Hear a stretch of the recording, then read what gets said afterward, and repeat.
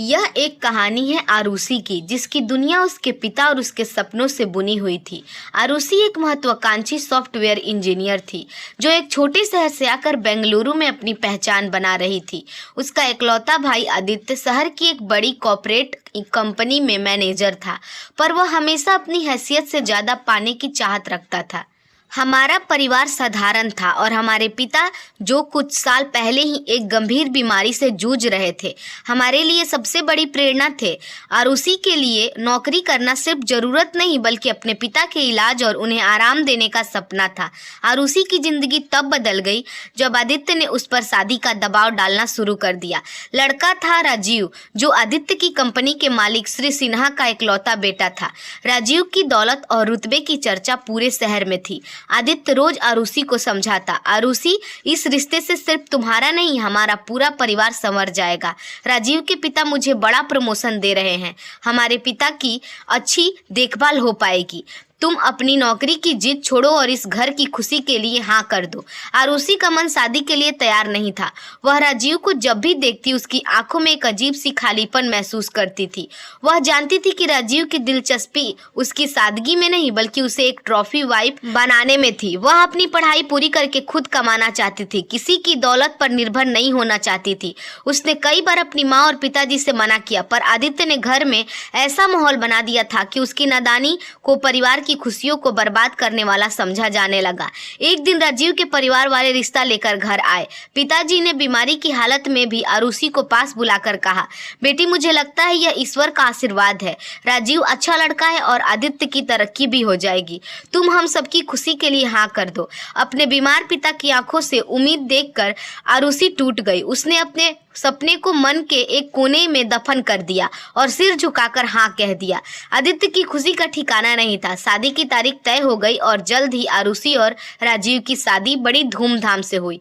शादी के बाद आरुषि ने अपनी नई जिंदगी में खुशी खोजने की कोशिश की। राजीव दिखावे में तो बहुत प्यार और सम्मान देता, पर उसकी बातों में हमेशा एक अजीब सी जल्दबाजी और तनाव रहता था। एक रात आरुषि ने राजीव के लैपटॉप पर एक फाइल खुली देखी। जिज्ञासावश जब उसने फाइल खोली तो वह स्तब्ध रह गई। फाइल में कॉर्पोरेट फंड्स के हेर फेर के दस्तावेज थे, एक बड़ा कॉर्पोरेट घोटाला जिसमें राजीव और आदित्य दोनों ही शामिल थे। राजीव अपने पिता की कंपनी में घोटाले कर रहा था और आदित्य अपने प्रमोशन के लालच में उसका साथ दे रहा था। आरुषि को अपनी आंखों पर विश्वास नहीं हुआ। यह सिर्फ एक शादी नहीं थी, एक जाल था। राजीव ने उससे शादी सिर्फ इसलिए की थी ताकि उस पर कोई शक न करे, और आदित्य ने अपने स्वार्थ के लिए अपनी बहन को इस दलदल में धकेल दिया था। वह सबूत जमा करने लगी। उसने चुपके से सारे दस्तावेज की कॉपी अपने पेन ड्राइव में ले ली। जब वह राजीव का सामना करने गई तो राजीव ने ठहाका लगाकर तुम हंसा। तुम क्या करोगी आरुषि? यह खेल तुम्हारे समझ से बहुत बड़ा है। इससे पहले कि आरुषि कुछ कर पाती, राजीव ने चालाकी से सारे सबूत मिटा दिए, उल्टा आरुषि को फंसाने की योजना बना ली। अगले ही दिन कंपनी के घोटाले सामने आए। राजीव ने आरुषि की पेन ड्राइव में फर्जी फाइलें डाल दी और पुलिस को बताया कि आरुषि ही इस घोटाले की मास्टरमाइंड है। उसने कहा कि आरुषि ने अपने तकनीकी जानकारी का इस्तेमाल करके यह सब किया, और आदित्य ने भी गवाही दी कि आरुषि ने ही पैसों के लालच में उसे फंसाया। आरुषि को गिरफ्तार कर लिया गया। उसकी चीखें, उसकी दलीलें अनसुनी रह गई। फर्जी सबूतें और उसके भाई की झूठी गवाही ने उसे कटघरे में खड़ा कर दिया। कोर्ट ने आरुषि को दोषी मानते हुए कड़ी सजा सुनाई। आरुषि की दुनिया एक पल में खत्म हो गई। जेल की सलाखों के पीछे उसके एकमात्र चिंता उसके पिताजी थे। यह खबर सुनकर उसके पिता को गहरा सदमा लगा। उनकी पहले से बिगड़ी हुई तबीयत और बिगड़ गई, और आरुषि के जेल जाने के कुछ ही दिन बाद सदमे से उनका निधन हो गया। आरुषि को इस दुखद घटना का पता चला, पर वह अपने पिता को आखिरी बार देख भी नहीं पाई। वह जानती थी कि उसका भाई और उसका पति अब इस दुनिया में सबसे बड़े दुश्मन है। जेल में रहते हुए आरुषि ने हिम्मत नहीं हारी। उसने अपनी तकनीकी प्रतिभा का उपयोग किया। उसने जेल प्रशासन को अपने पुराने डेटा मैनेजमेंट सिस्टम को सुधारने में मदद की। उनकी ईमानदारी और काम के प्रति लगन देखकर जेल अधिकारियों ने उसके व्यवहार की तारीफ की और जल्द ही उसे जल्दी रिहाई के लिए सुनवाई का मौका मिल गया। संयोग से आरुषि के केस में फाइल एक नए अफसर इंस्पेक्टर विक्रम के हाथ लगी। विक्रम अपनी ईमानदारी और न्याय के प्रति दृढ़ संकल्प के लिए जाने जाते थे।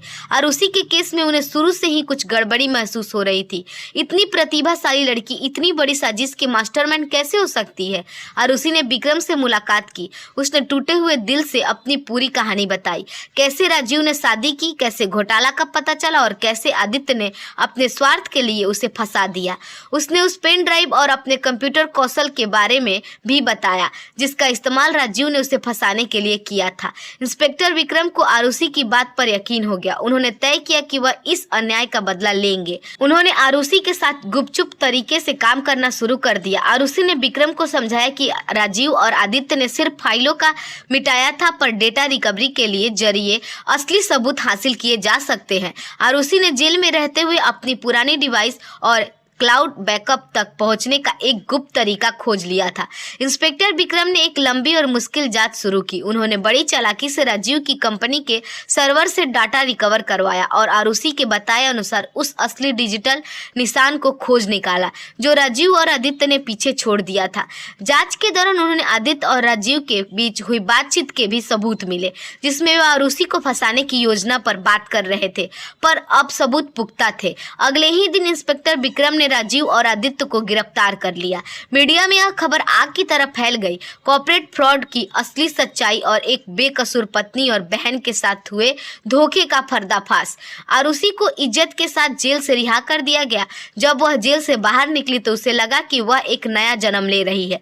राजीव और आदित्य को उनके अपराधों के लिए लंबी सजा हुई। आरुषि ने अपनी टूटी हुई जिंदगी को फिर से संवारने उसने अपने पिता की याद में एक फाउंडेशन शुरू कर दिया जो कॉर्पोरेट धोखे और अन्याय के शिकार हुए लोगों को कानूनी और तकनीकी मदद प्रदान करता था। उसने अपनी ज्ञान और अनुभव को दूसरे के लिए इंसाफ दिलाने का हथियार बनाया। वह जानती थी कि उसे अपने जीवन में बहुत दर्द सहना पड़ा है, पर वह अब पहले से कहीं ज्यादा मजबूत थी। उसने खुद को साबित कर दिया था। वह अपने पति की दौलत की मोहताज नहीं बनी, बल्कि उसने अपनी आत्मनिर्भरता और ईमानदारी से अपने जीवन का पुनर्निर्माण किया। आरुषि ने जब नई शुरुआत की, खुशहाल जिंदगी शुरू की जो सत्य और न्याय पर आधारित थी। दोस्तों, उम्मीद करती हूँ आपको आरुषि की यह कहानी पसंद आई होगी। आपको अगर कहानी पसंद आई हो तो वीडियो को लाइक और चैनल को सब्सक्राइब जरूर करें और हाँ, नोटिफिकेशन बेल को जरूर दबाएं ताकि कहानी की सबसे पहली अपडेट सबसे पहले आपको मिले। धन्यवाद।